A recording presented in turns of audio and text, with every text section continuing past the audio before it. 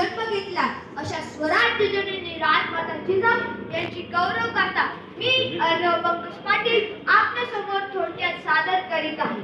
मुघल बादशाहीच्या छातडावर पाय रोवून मराठ्यांच्या साम्राज्याचे त्रिशूळरूपी भगवे निशाण साता समुद्रा पार नेणाऱ्या जगदंबाई भवानीचे साक्षात रूप असलेल्या मासाहेब राजमाता जिजाऊ यांना माझा मानाचा मुजरा, मानाचा मुजरा, मानाचा मुजरा. श्रोते हो, आज 12 जानेवारी म्हणजे स्वराज्य स्थापनेचे प्रेरणास्थान राजमाता जिजाऊ यांची जयंती.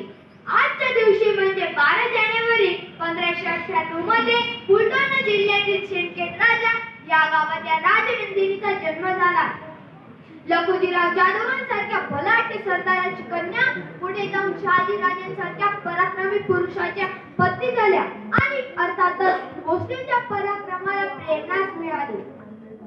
शहाजीराजांसारख्या कर्तव्यदक्ष सरदाराची कौटुंबिक व राजकीय दुरा जिजाऊंनी सांभाळली. त्याच काळात शिवनेरीवर जिजाऊंनी एका तेजस्वी बाळाला जन्म दिला, ते म्हणजे स्वराज्याचे दैवत शिवछत्रपती. पुढे या जिजाऊ बनल्या राष्ट्र स्वाभिमान, धर्मनिष्ठा, युद्धनीती आणि लोक कल्याणाची शिकवण देणारे एक जिवंत विद्यापीठ. केवळ एक आई नव्हे तर कुशल प्रशासक आणि मार्गदर्शक. जाधवांचे सळसळणारे रक्त फक्त भोसले घराण्याचे नव्हे तर संपूर्ण महाराष्ट्राच्या उद्धाराचे प्रेरणास्थान व भूषण ठरले.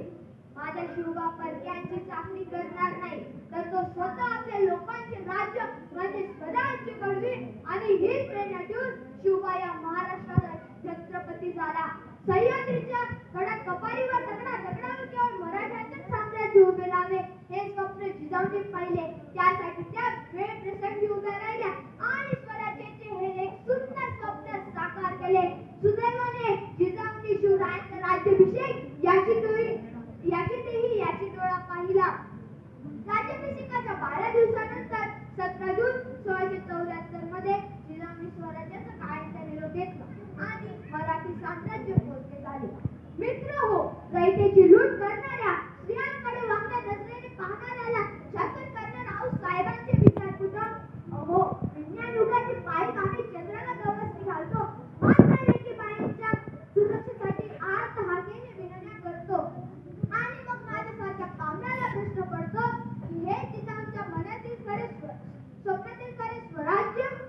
पण स्त्रीला माता भगिनी मानण्याचा हा नियम स्वराज्याचा शिव छत्रपतींनी मोडला नाही. आणि जर आजच्या वाचनातील समाजाचा जर विचार केला तर मन भरून येतो. ज्या माऊलीने या महाराष्ट्राच्या जनतेसाठी दोन छत्रपती घडविले, धन्य ती माऊली आणि स्वराज्याची रणरागिणी. माताबाईंनो, शिवबा घडवा तो स्वतःच्या घरात आणि मग करा स्वराज्याचे सुराज्य. ते सुराज्य घडण्यास वेळ लागणार नाही. शेवटी एवढंच म्हणे, स्वराज्याची प्रेरणा तुम्ही, महाराष्ट्राची शान, मुजरा तुम्हाला मानाचा, झुकावून माझी मान. सह्याद्रीच्या रांगांवरती होत्या मुघलांच्या नजरा, सह्याद्री